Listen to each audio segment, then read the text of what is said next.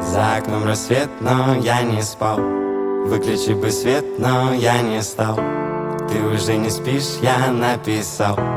Хоть и обещал, не напишу.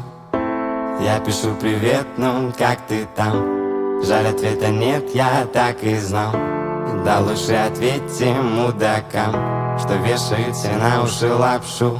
Каждый человек хочет жизни полюбить. Жаль, любви не хватит всем. Так чему тогда грустить? Миллионы человек, что остались тут одни. Я теперь один из тех, я теперь один из них. Каждый человек до когда-нибудь терял. Уж не понаслышке знает, что такое ревновать, когда твой любимый человек вдруг тянется к губам, но уже не к твоим губам.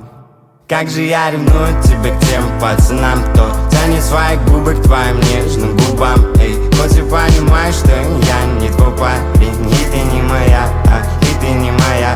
Как же я ревную тебя к тем пацанам, кто тянет свои губы к твоим нежным губам. Эй, хоть и понимаешь, что я не твой парень, и ты не моя, и ты не моя.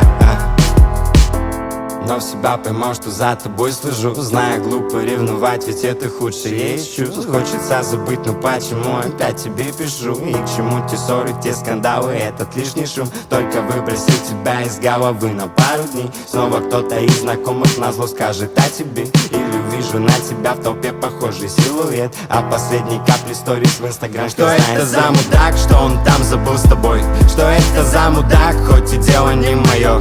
Я получил удар, это бой самим собой. Наверное, я дурак или что ты нашел в нем?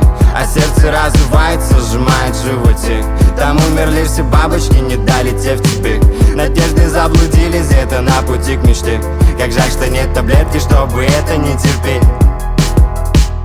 Как же я ревную тебя к тем пацанам, кто тянет свои губы к твоим нежным губам. Эй, хоть и понимаешь, что я не твой парень, и ты не моя, и ты не моя. Как же я ревную тебя к тем пацанам, кто тянет свои губы к твоим нежным губам. Эй, хоть и понимаешь, что я не твой парень, и ты не моя, и ты не моя. Как же я ревную тебя к тем пацанам, кто тянет свои